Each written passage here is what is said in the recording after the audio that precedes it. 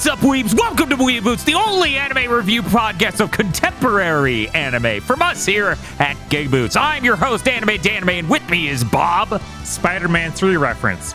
Chris Wolfhart. One joke. Dr. Aggro. Sheikah. And me with a large amount of disappointment. Today we're reviewing My Deer Friend Nokotan, the hit new anime that is... the words are changing by the minute.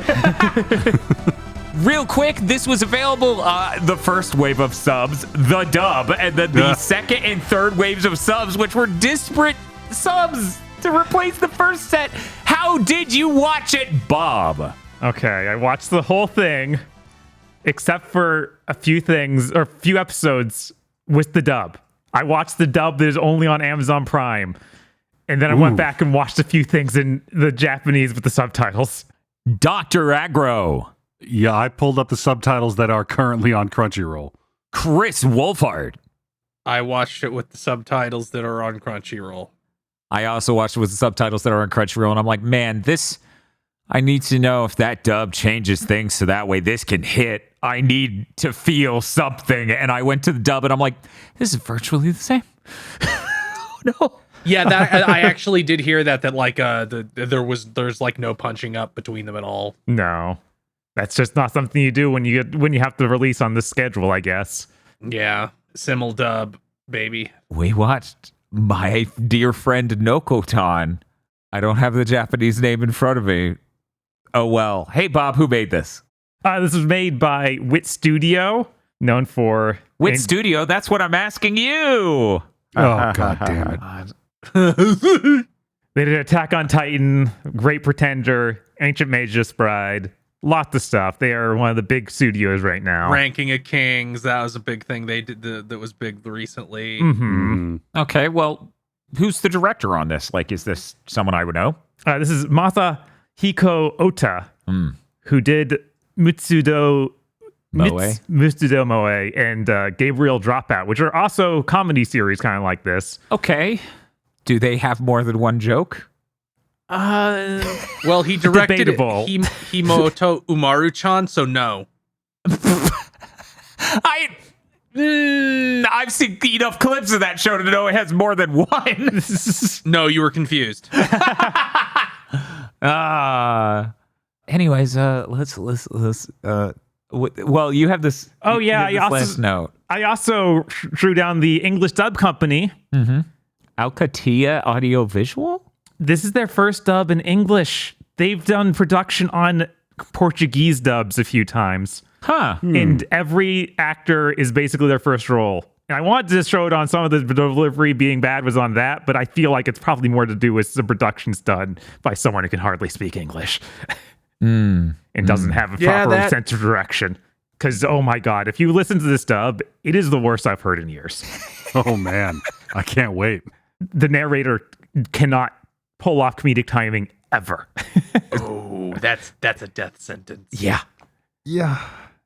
There's a lot of the narrator in the show too. If you haven't watched it, listener. Oh man. So let's get the core conceit of the show down, and then just move along. So one day on the way to school, our main character here, Torako Koshi. Yes. Yeah, finds this fucking deer child, which is not a small deer. It is a child, a high schooler, who has antlers coming out of her hanging from a power line. And then she, unfortunately, is forced to help her down. And this is possibly the funniest moment in the show, as she's like, if you don't help me down every day when you walk past this spot in the street, you'll think about the girl who died here and how you did nothing. I was like, man, that's fucking dark. And her eyes became scribbly, liney messes as she did this. And that was where the show peaked. That was in the first 4 minutes. How many episodes did you guys watch? I watched 4 episodes. You? 6. Ugh. Aggro? I also watched 6. Oh my God. 6 was the best episode. I don't doubt that it gets better to some extent. Chris, how many did you watch? I watched all 5. Okay. So you watched 5. Yeah. I'm pretty busy with the podcast network and the streaming. Tosh and I don't get to spend a lot of time together. This show's so fucking bad. Tosh, an episode and a half in, is like, bye. And I'm like, holy shit. Jeez. I've never had that experience running WeeaBoots. Ever. Yeah, that's crazy. This really is one note joke show for most of it. Yeah, I feel like they showed off every really goofy, crazy thing they do in the whole show in that trailer they put out. So they made it seem like an incredibly zany anime that was going to do lots of stuff. And instead, it's something where it's like, yeah, all that stuff happens. It's like one funny thing an episode. It just does one thing over and over and over and over and over and over and over and over and over and over and over and over. One weird thing an episode. Yeah, and if I'm gonna be real, my core complaint with the show isn't even the comedy; it's that it's a 22-minute anime episode. Like this should have been a 3-minute anime thing. You know, like I look at I'm I Me, and it's like, yeah, this should have been that speed. These jokes don't hold up over several minutes each. I will always be in support of 20+ minute comedy shows being made because it feels like that just won't happen anymore. We started seeing more and more 15-minute or 3-minute ones, and then we just saw none. So even if you're it's not this good, show's I'm like, strongest please. defender. Is that what you've logged on? Is that what I'm hearing? It's like, yeah, I'll take it. It's not good, but I'll take it over like another 3-minute show that just is doomed. Man, we stopped doing the 3-minute shows, actually. I feel like that stopped several years ago. Yeah, I was going to say, I don't know of any popular or big or noteworthy 3-minute animes that came out in the last few. Well, that's a popular, big, darn words that apply to those ever. That's true. Yeah. How about this? Ever talked about, referenced anywhere, exists. Because I'm trying to think of one and I'm struggling. Yeah, no. And I'm like going back like 4 years. Right, they just haven't existed in a long while. Yeah, I think in manga format, maybe this plays better. Maybe. I have to wonder if this was a 4-panel comic thing. To me, I think out of the first 4 episodes that I watched, the funniest one is the first one, and then every other episode recycles a lot of the same humor. Like, isn't it funny if their face gets all scribbly and scary and they draw out saying a menacing thing? Isn't it funny if this is slow motion, a person doing a thing for way too long? And it's like, you know me. I'm not a hard ass when it comes to comedy. I enjoy a lot of comedy things. This just fell so flat on me. It's so weird. Mm-hmm. Yeah, I have to agree. It just isn't as funny as it should be. It's weird. It feels like if I was 15, this would be the funniest show in the entire world.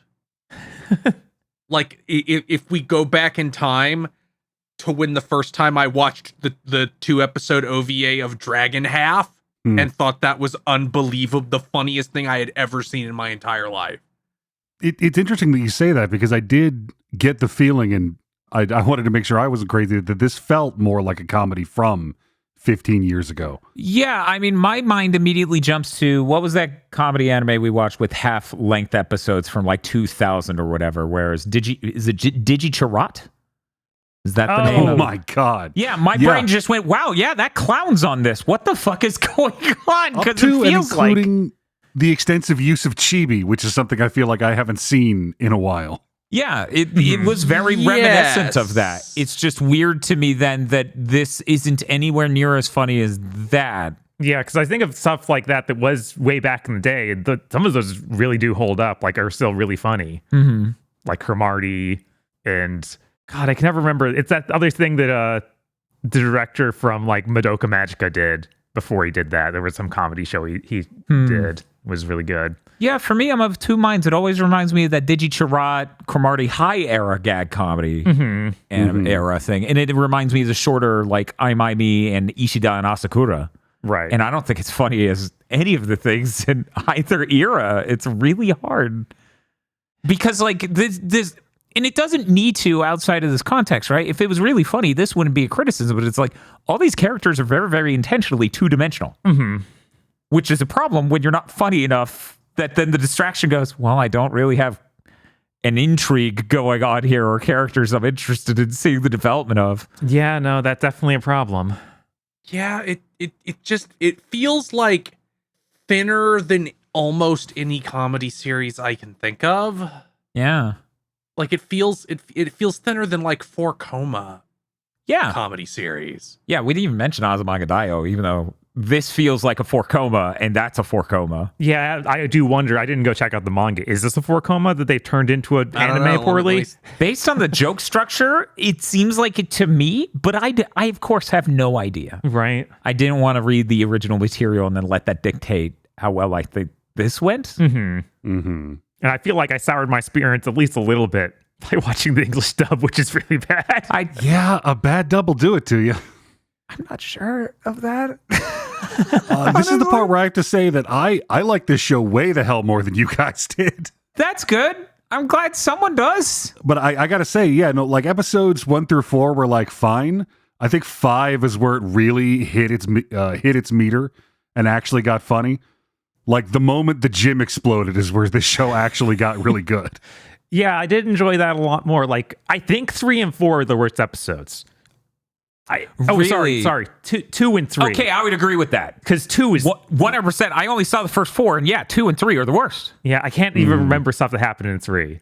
But 2, I went back and watched a little bit of, because I watched this as it was coming out. Mm-hmm. So it's some of the stuff I hadn't watched in weeks. So I watched the first episode and I was like, yeah, that was pretty decent. Yeah. It's okay. It's okay. And then watching 5 and 6 early this week, you're like, oh, this seems notably better. And 6 got the buff of switching to the Japanese dub because they didn't have the English dub out yet. Yeah, to me, it just feels really weird because, like, they so slowly introduce these characters that are two-dimensional into the plot in order to build out more interesting jokes that it does feel like 2 and 3 are salted earth. Mm-hmm. Like, there's nothing of value. It's dire. You know what was really weird about watching the dub? I think this might be the worst thing in the dub, because this would be the exact part I checked out in the dub. Okay. Because the rest of it, I was all subtitles, baby. They didn't translate the song at all, and they didn't subtitle it unless you enacted a certain thing. Yeah. And I'm like, what? What? So for a person who's just watching it normally, up until that moment, they just no longer understand what characters are saying until the main character just screams over the song or whatever. Huh. Because they didn't have automatic subtitles at all for the song part. Weird. It's deranged. It's deranged. I gotta say that, like holistically, as a piece of culture, I'm very glad this show exists. Because in media, especially in Western media, for the longest time, we have been depicting deer as majestic and avatars of peaceful nature, when in fact they are weird mouse horses and are fucked up cryptid vermin that you either think are cute because you don't have to interact with them, or have like never experienced them in an ecosystem. I'm really glad we have a piece of media standing up for the fact that deers are avatars of chaos and madness and need to be expelled from all human habitation. I do agree with Aggro on this. Yeah, no, it's absolutely true. It's like the Untitled Goose Game did that for geese. I'm really glad that we're just here to get the record straight on these fucking animals. I do appreciate the ending is literally just footage of them making the deer biscuits. No, that is really good. Yeah. Yeah. The deer crackers or whatever. Even I watching the show, I'm just like, oh no. I'm kind of getting curious. How do they taste? Like, I've eaten cat food and it's pretty good. This can't be worse.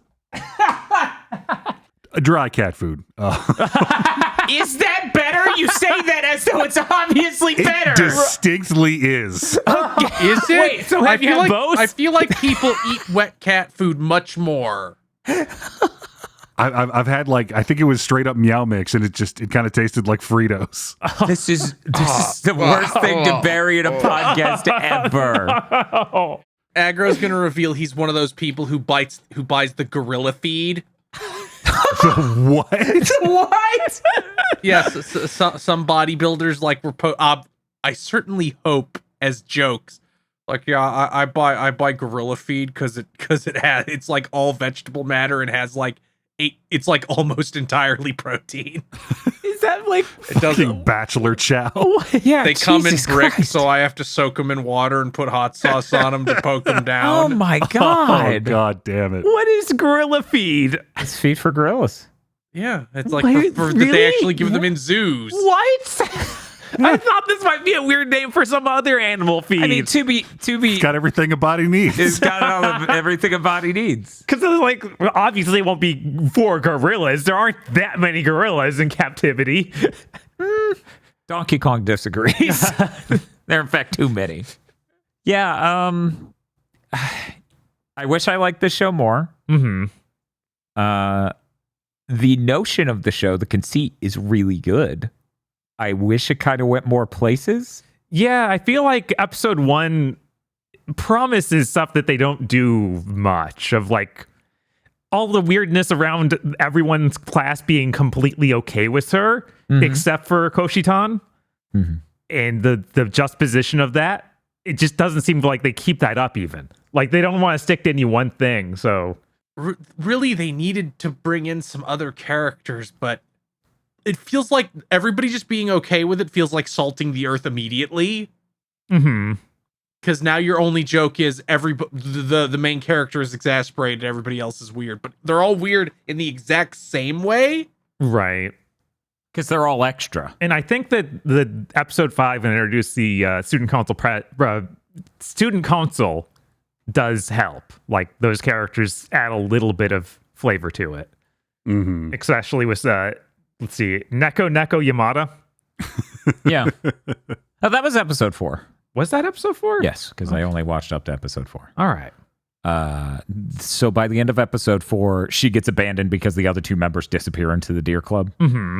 And then Neko Yamada's like, "Where is everyone?" And that's the very last shot of that episode. Yeah. I like her character. Didn't really get to see it go much of anywhere, only seeing 4 episodes. Episode 6, before I was saying, was the best one so far because it almost breaks into a 4-coma panel sort of thing. Oh, yeah. Where it's like, yeah, this is going to be 8 different things. And they just say that up front, and then it is. There's like 18 mini episodes. Good. Just start rapid firing gags. Yeah, no, it was a great format. Yeah, it's like, this is what the show should have been. What were you doing? I think it's actually a pretty direct adaptation of the manga for a lot of it. Like, it's not a 4-coma, it's a full-on page thing, and it's Okay. a lot of it is the same. Another joke I appreciated was when they wore summer outfits for half an episode. That's pretty funny. It's always good. Again, I think that was episode 5 or 6. Yeah, it wasn't one I watched. I was I've said this before and people thought I was kidding. I always really appreciate it when I'm watching an anime and it feels like they got a tax break for promoting tourism. Yeah. Yeah. Yes. That feels like the show. There's just something wholesome about that. But I don't think it's actually is that, which is so weird. Right? It's really weird that one of my favorite things they introduced to the show was the reoccurring deer that breaks out of the zoo. Mm-hmm. Yeah, no, he's great. And the reason why it's weird that is one of my favorite parts is the introduction of it is this incredibly distended bit about, oh, it has to be Nokotan. I'm now going to bait the deer into revealing it's Nokotan. And then they do, what was it? The Total Recall reference with the transforming head. Uh-huh. As she imagines it sliding away and revealing Nokotan underneath. And I'm like, I get that, just like I saw the Spider-Man 3 dance in that other episode. And the Dark Souls reference in the opening. And what may be the greatest Nausicaa of the Valley of the Wind reference I have ever seen. Which part was that? That might have been episode 5. God damn it! It was 5 or 6. Yeah, it was good. It was really good. I actually was like, I need to look this up and see if they literally got some voice actress from Nausicaa for this. Oh my God. I did not go check though. Yeah, like I said, it's really unfortunate if you stopped at 4 because this series hits the ground at 5. Gets really good at Grand Pulse, they say. One of my favorite jokes from the first 4 episodes is when Tanuki Koji writes the note explaining them dying because they get locked in the shed for 1 second. Oh, yes. All writing her death note. Just being like, we got trapped in here. I'm so sorry that she's just freaking out. Like, how are you already at peace with dying? And then that too became a really distended bit about that exact thing. And I was like, oh, I'm less enthused now. We're still just running with this. Because, it's like we were saying before, there are a bunch of other characters, but they're all really extra. It's that sort of thing. Yeah. Because even she just becomes screaming, wailing nonstop. But eventually that led to the really good bit about Nokotan growing secret mushrooms in there and her wanting to kill Taduki Koji, thinking she was trying to steal them. She was like, poacher. I was like, oh my God. That was a pretty good bit. Yeah, it's a weird thing of like, there's good stuff in here, but it feels like, especially for the first 4 episodes, just like there's so much around them. Yeah, and that's why I was saying, like, I really think this would have excelled as a shorter anime because it feels like they made so much episode that doesn't need to be. Like the quiz show thing. Yeah, the quiz show thing being so sister long. Nokotan, that was horrible. That fucking, like, torpedoed that episode. Mm-hmm. What the hell were they thinking? Ugh.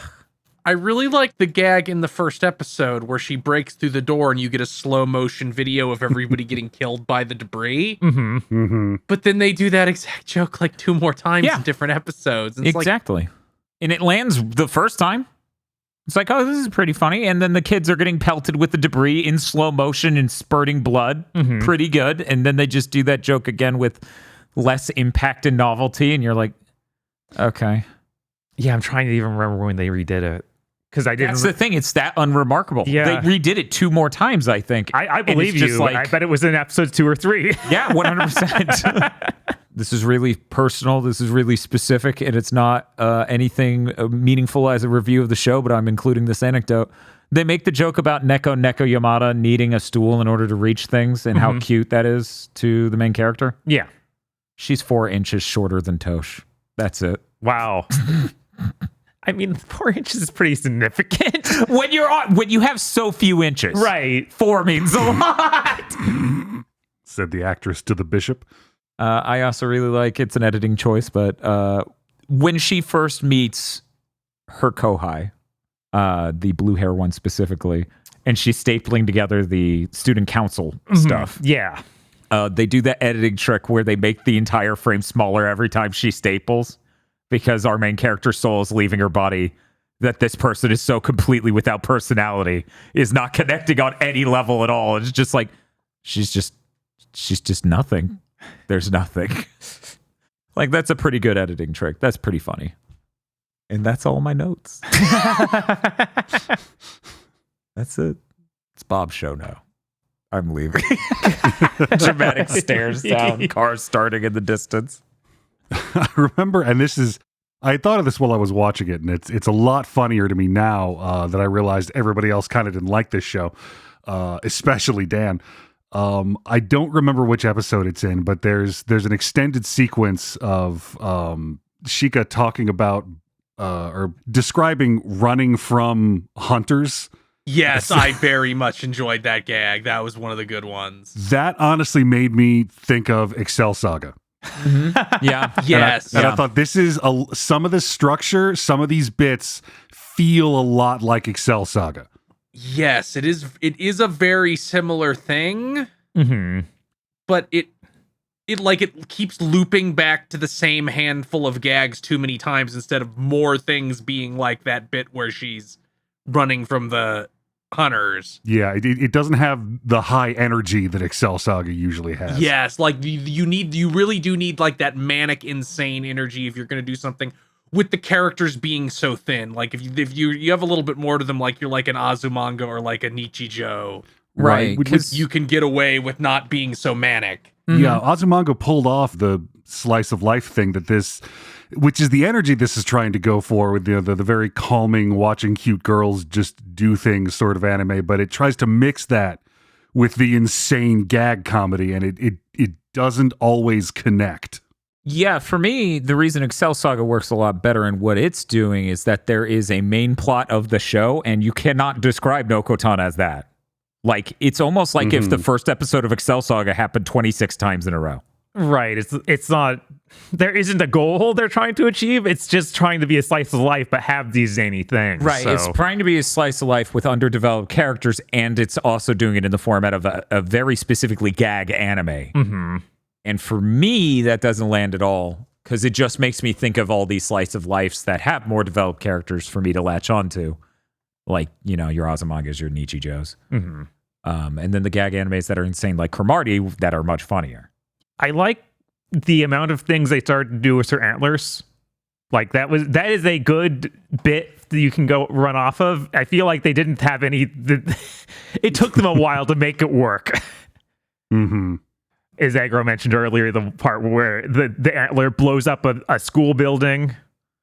Yeah, I did like the newspaper being like, no one was hurt, and then they went, luckily we're in a gag series. Uh-huh. They start having them grow out in weird ways. Of like, oh, she can control how it grows, and they just start getting gooey. It's really weird, and I'm like, okay, good. Be weirder, especially about your core conceit. Which is, well, wouldn't it be crazy? High school girl was also a deer. Yeah. And once again, it's weird because the vibe is very moe slice of life, and the core, like not the main protagonist, but the focus of the comedy is some kind of evil trickster god. Like she is Bugs Bunny without like the chill or intelligence. Yeah, she is some kind of dark Pinkie Pie-esque thing whose only goal in life is to sow chaos and devour. Yeah, she doesn't have, like, there's no point to the series. Like, there's no goals of anyone. Like, even the Deer Club they form, it's for nothing. Well, it's for taking care of deer. Yes, and they keep recruiting new deer, which doesn't really mean anything. Like the main character Koshi, she has this thing about, you know, trying to keep her delinquent past secret, which is hilarious as shit. I love it, and it, you know, we bring it up now and then, and it has like one really good bit to it, which is where the gym blows up, because that's the best thing in this show. It's so weird that she has that, and that doesn't really get used. Well, it's her character's whole thing, and there's literally no stakes to it. Mm-hmm. And it feels like we even kind of don't even worry about it that much after episode 2. Mm-hmm. Until it comes up again in that gym scene. It's so weird. I have to wonder if this is one of those, like, the manga got better later, and that's why it got picked up for an anime. It's been running for a while, like several years at this point. Yeah, it started in 2019 and it's still going, so it's been around for 5 years. I can't imagine it would still be running if it hadn't gotten a point at some point. Yeah, it probably settled in and hit its stride. This is gonna be cruel. I don't know. Gintama ran for a while. Somebody's gonna come to your house, Bob. Yeah, you can't just say things like that. People keep telling me that if I can get past episode 1, it's the funniest show ever. And I've tried like 4 times to get through this 22 minutes because I'm not a coward. This is something that... 1 second, I need to make something clear. I do not live with Bob. People constantly make this mistake. Do not burn my house down. So this is something that only I, who reads weird, obscure manga, would ever have as a problem. Every time before I watched this, that I saw a screen cap of the main character, I got really fucking confused and was like, why did they make an Onigiri anime? Because they look so similar and also are both delinquents. Huh. And I think the rival character in that is also a small creature with long sleeves. Yeah, I just like it. It either needs to, like, I didn't dislike it. I laughed a couple times each episode, but they really needed to have some sort story, even a thin one, or be way faster moving between these things. I laughed a few times during the first episode. I was completely silent the second episode, at like all of it. That is terrible television. That is just fucking air nothing that week. Yeah, and so I totally believe you too over the 5 and 6 just being better, because you know 4 is kind of when it started getting good again. felt that way for me anyways. Yeah, faster pacing would have really helped. Man, it's a shame. Many people will know what this anime is because the gimmick is strong. Yeah. And it's a full-size anime. But no one knows about Ishidara Asakura or I by Me. It's really a shame that I by Me, but people don't know about. You're right. The wrong I by Me. The other one. Is it I by Me? No, it is. Okay. There are two of them. I was just pointing out that nobody needs to know about Ishida Asakura. Oh, okay. No, that's fair. I think it's really funny, though, because the main character doesn't want to run a flower shop with that guy. And that's a good joke. Yeah, that's the only joke. We just went over how this doesn't have many jokes. That has one. Yeah. And its runtime is a sixth as long. I am interested to see as this show goes on if, I'll be really happy if it gets better. I'll be fascinated if it doesn't, and we start hearing, no, this show is bad, you have to read the manga. Outside of the usual refrain of that, I have experienced at least one series, School Rumble, whose manga is fucking hilarious, and whose anime is garbage. It happens hard with comedy sometimes. Comedic timing is really hard to pull off. Yeah. There's lots of factors that play here. It is tough. Yeah, I mean, a lot of the jokes in the first 4 episodes even seem like they would have played way better on the page. Mm-hmm. High School Rumble, WeeaBoomers win. We just talked about how it was the worst. I remember trying to watch it and dropped it after 1 episode. Also, it's not old enough yet. It is not? Are you serious? Are you fucking real? No way. That has to be like 2001. Nope, 2004, late 2004. So technically, Technically, we'll go away 2 weeks. and we'll all forget by then, so I'll never have to do it. Thank God. WeeaBoomers Dragon Half Win. It's only 2 episodes long. We need to do that. I still have the DVD. I remember it being hilarious, just like Chris. Still holding on to the bit of accidentally watching the wrong show for that. So accidental. Uh-huh. I mean, we have to review it soon. She's going, like, the main character, Dragon Half's in that game, in that Visions of the Mana game. Just straight up. That is true. It is kinda, yes. And if there's one thing we stand for here at GigaBoots, it's getting cultured. Or at least saying you're getting cultured when we tricked you into watching a bad thing.